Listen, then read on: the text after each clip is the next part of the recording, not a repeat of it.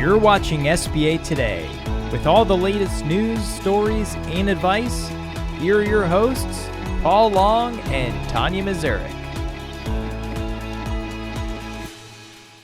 And welcome to SBA Today, presented by Red Tape, your SBA experts, for the week of June 24th. First of all, can you believe it's June 24th? Sorry, I'm just baffled by that, Tonya. Who are you?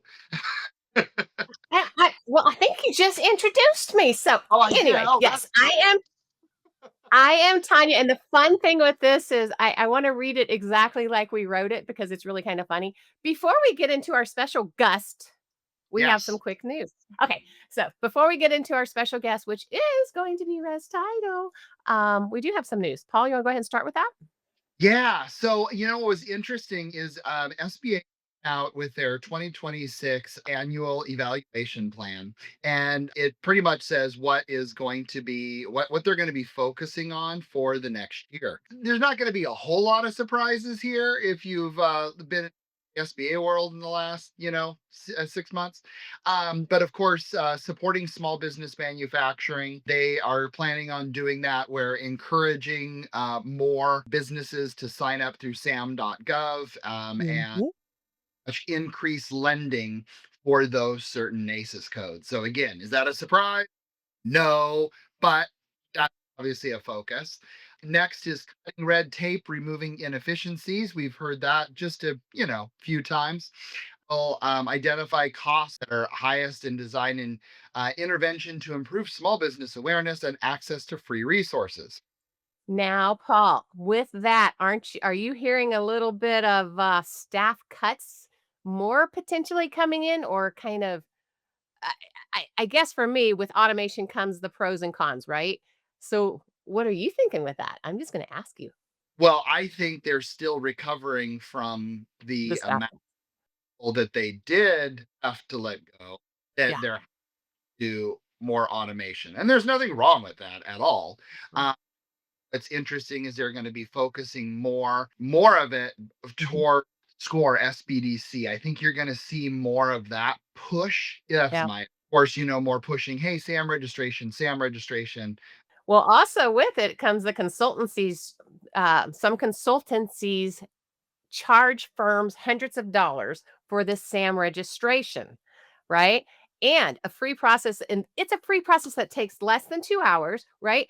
Yeah. Yet people are charging for it. They shouldn't charge for it. Anyway, making the process smoother fuels economic growth by broadening small business participation. Now, with that, I wanted to kind of bring up something that others might know about that kind of shows, I guess, free services. I mean, if it's a free service, it needs to be a free service. So don't go to any other locations that it isn't a free service. Kind of like IRS.gov when you're signing up your EIN number, right? Right. Do you know how that happens? Like people go on there, they think they're going to the right place, and it goes to some, other area, and then all of a sudden it's $25, it's $50 or whatever. And I'm like, no, that's a free service. Anyway. No, I guess my question is, now keep in mind, I registered my organization through SAM years ago. 2 hours? It's a form. What information do you possibly need that's going to take 2 hours? Like, I genuinely have no idea. Right. And Paul, you're cutting out just a tad there, but basically, yes. So what he's saying, yes, is it shouldn't take 2 hours. What could possibly take 2 hours, right? This is live, right? So guys, we are live, and when it's live, as we all know, there's technological issues. Yeah. 100% Human error, technological issue. It's usually my human error. It's his technological issues. So, okay. Last but not least, this I think is, at least I felt like, was kind of newer, and that was empowering rural businesses. Yeah. Yes, our offices and services more accessible to rural communities by leveraging interagency, state, and local partnerships for economic and work development. So we're going to see, more of that. Well, and what I gathered is they're going to collect all this data. They're going to collect all this data, and what they're going to use it for is to inform future outreach efforts. Oh, don't you just be data? It's like it's a potato, not a potato. It's a potato.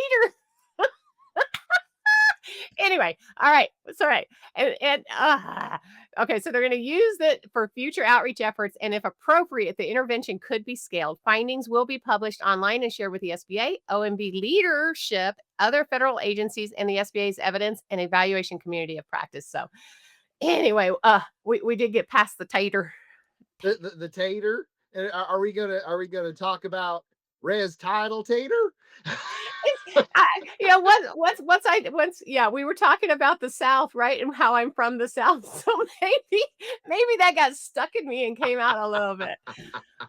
Anyway. God, All right, so guys, we're fun. going to move on because here is an important part, right? I want to introduce our sponsors, right? Res Title, Rich Sabrowski and Regina Braga. Anyway, we just went through it and it's Braga, but anyway, or Braga, sorry. Yeah. Hi, everybody. Thanks for having us. Braga is Mhm. close enough. It's a married name. Braga. anyways. Yeah. We want to brag about our title company sponsors, so it's Yes. Braga. It That's works right. well that way. It works well. Thanks for having us on. Yes. I think we kind of shared a few things I think our audience wants to hear about this. But first and foremost, tell us about Res Title, and most importantly, what makes you different than any other title company out there? Because there's others, right? But what makes you the There's a best? few others. I may have heard of them before, but yeah, I You know? appreciate it. So, we've been around since 1994, 31 years in this business. And this is what we specialize in do here at Res Title. We handle title and settlement. That is all we do. We handle it nationwide. And one of the things that really does make us unique in doing that is you'll have a lot of title and settlement companies.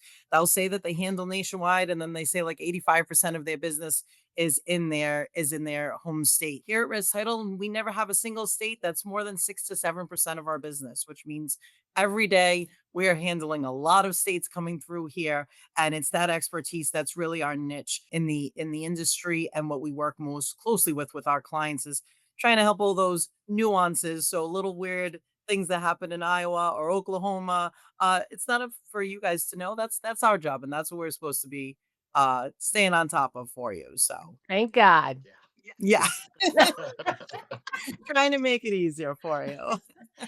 Now, don't you guys also do a lot of education? You guys, I think, have like a Mhm. university. Tell us a little bit about that. Yeah, absolutely. So we do. We love to educate and talk about title. Now we know title's not really exciting and fun. We could share some fun stories, but most people it's an afterthought that they think of. They're like, oh yeah, I need to order title. But what we try and do with all of our clients and really just for the industry as a whole is to make sure that we have a lots of sharing of knowledge out there. So Mhm. a lot of our res resources, we love using res in the name of everything. So we have Res University. And Res University are classes that we offer. They're completely customizable on everything from different state nuances to Title 101. If you really get an inclination, like today, I'm going to learn how to read a title commitment. We can teach you that if you'd like. Um, That's maybe you wake important, up and that's though. your new goal. It is. It is Well, understanding it, right? We want, at the end of the day, we're going to provide you the expertise, but we want you to have an understanding. So when you're going out there talking to your clients, it helps with your value add a little bit too. So something I wanted to ask about because you just mentioned it is title often is an afterthought. Now, title is very important. Why is it an afterthought?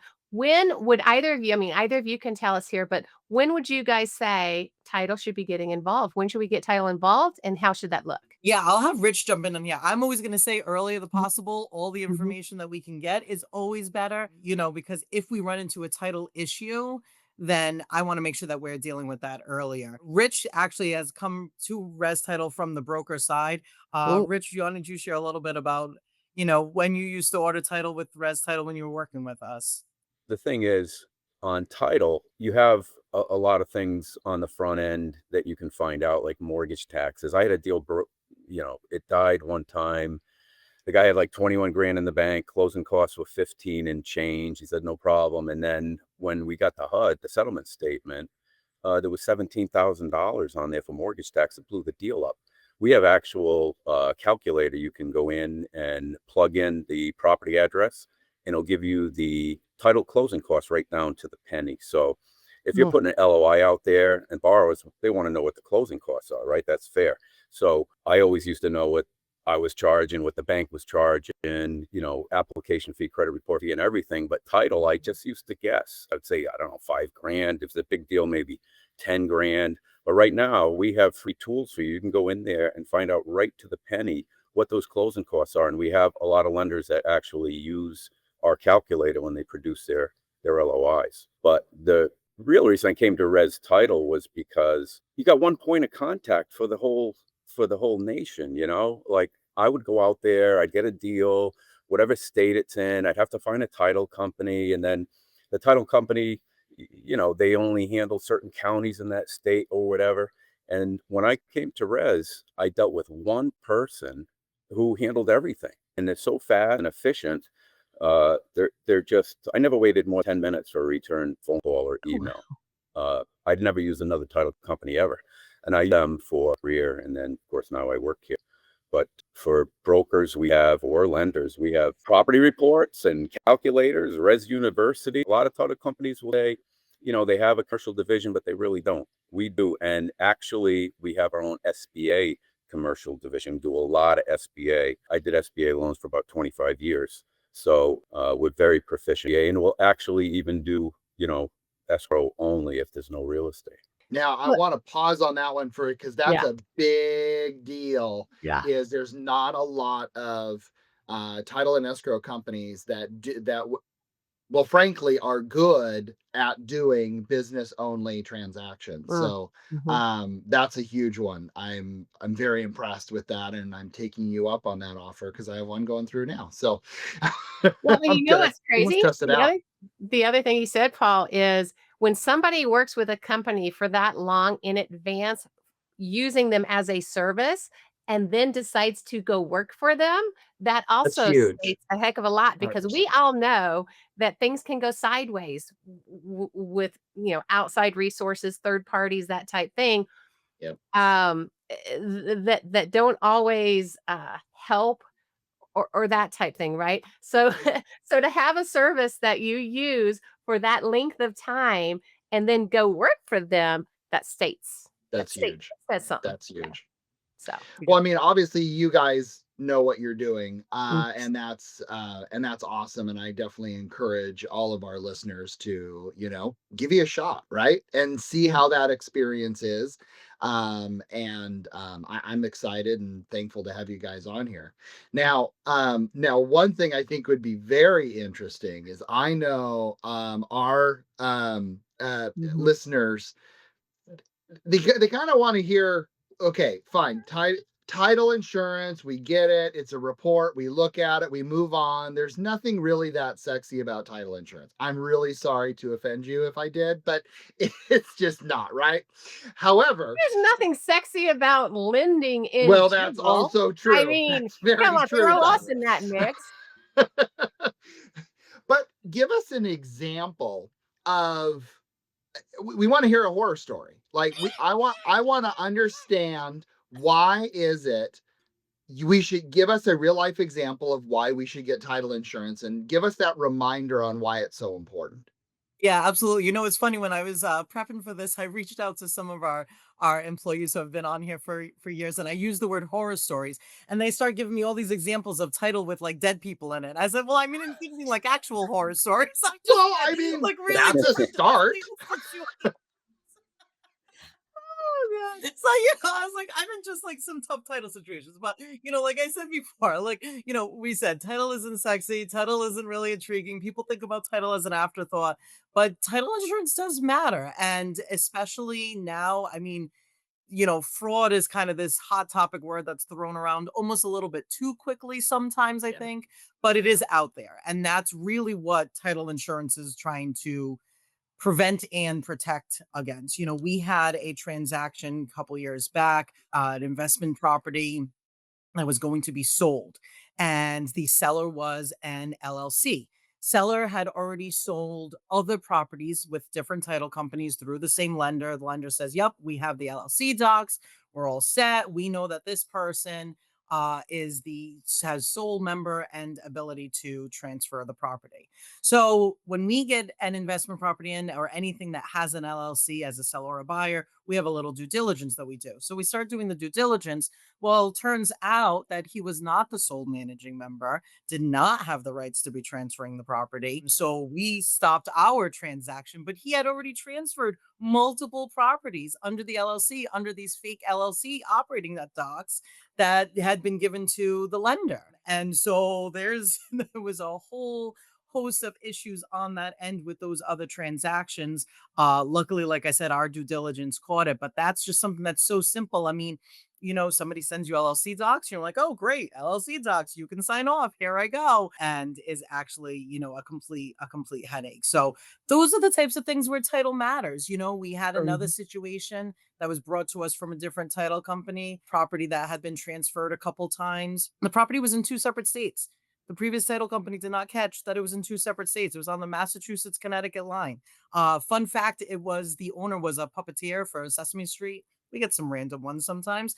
Anyways, so they had it. It was right on the line, and it needed to be recorded and everything processed in both of the states. And yeah, they were, doing their thing, and it only got processed the previous transactions in one of the states. And our title search caught it. So like these are headaches nobody wants after the fact, right? Nobody wants that phone call of like, hey, you messed up and now you transferred my property that you weren't supposed to, or your lien is no longer viable. So that's why title matters. Is it fun? I mean, obviously we think it can be. I've been doing this for 21 years. I must find some enjoyment in it. Well, But and it's important. So fun, but it's important. It's yeah, very it's important. it's all about protection, Mhm. right? Yeah. It's not new, it's not fancy. It's been the same for years, hundreds of years since the inception of title insurance. But what we try and do is make it easy. And Rich mentioned some of those other tools. So any title partner you're working with should be giving you something more than just title. Yeah, Yeah. you need the title search, you need the commitment, you need and policy, but they should be giving you something more. Give me education, give me property reports where you can run a property report that's basically just short of an appraisal nationwide. Give me a calculator where I can run my quotes up ahead. So whether it's us or any title agent, it should be a partnership of tools because title insurance is what it is. It's not a unique product. So, uh, True. so it's just about that protection in the best way possible. So really quick before we move on, I wanted to just give a shout out to those that are watching that are making some comments here. Jean-Pierre, hello. Nice to see you here, as well as Jessica Poirier. I hope I'm saying that correctly. And obviously Ray Giroux, who is always active with his little comments. Imagine that. So no, you do not get an honorary degree from Res University, Mr. Ray. Hey, You we have can to work on it. You got to actually take some take it. classes. Good try. Good try. Well, and Ray brings up a good point on this, like that investment property that you're talking about. Was that a situation where a claim was paid? It was, yeah. A claim was filed on those others that had to be done. Another one we've seen a lot of recently is judgment searches. A lot of the state laws are changing. Again, I know this is super exciting topics, people, but judgment searches being done. And on a statewide level, we've seen a rise in claims where judgment searches weren't pulled from other title companies, and it actually presented itself as a lien on the property and jumped the lien of the lender because the title company didn't do a full enough judgment search. Oops. Beyond either just the name. Oops. So sometimes, listen, we'll run a full judgment search and they'll be like, how did you find all this stuff? We're like, well, we did a lot of work to find it, but That's stuff like that, that's definitely things that, again, not super intriguing, but it's important, and it's all about the protection for the lender and for the client too. So I would assume it's one of those things where people are like, oh, title insurance, I don't want to pay this, or how much is that, or Yeah. anything like that, until you need it, until you have a reason to have that claim. Then it's like, oh, I get it now. Yeah, I mean, Well, think about it. I mean, it's no different, and people can understand it from a different perspective, maybe that haven't done the business side of title yet. I mean, same thing for your house on your home mortgage. It would be the same daggone thing. Or right. let's talk about health insurance. Same thing. Until you need it, it just feels like this extra expense that's unnecessary. But dadgummit, if you need it, you're going to hope it's flipping there, and you're going to hope you've got the right people helping you out with it. So I want to move on to the strangest place you've ever closed alone. Ooh. So we've got some good ones. We got a lot of fun ones. We will do remote closings when we can, obviously, but Sure. sometimes you need things wet signed, and sometimes Mhm. people are at work or they're on vacation, or the case may be. So we've gone to jails, we've gone to carnivals for carnival workers, we've signed at mechanics, What? because that's the case, somebody's getting oil change. That's the only time we have. One of my all-time favorite stories it was a residential property for a borrower. It was the last refi day of the month, and this borrower was a bus driver, and she was getting very stressed because she was on back-to-back shifts. She had a 30-minute break, and our closer met her at the end of her first route, jumped on the bus, signed the documents for her, got off the bus, and she went back on her way to the rest of her next route, and she was able to sign in time. So we tell everybody, yeah, we'll close wherever is convenient, and we do. And when it really works out and takes the pressure off of them, that's Mhm. the stuff that we love to be able to do. So Well, so and the closing process is so darn stressful anyway. I mean, oftentimes you get to closing and little things have come out of the woodworks, leading up to that last little bit that's stressful, and they've got to get more documents. They've got to get this. Maybe more money's coming out than they expected to be. So it's already stressful. So anybody that can take the stress off of that situation is amazing. Can and I that's and just that's the goal. can I just say that if you had to go to a jail for a signing, please say Another it was jail. the seller.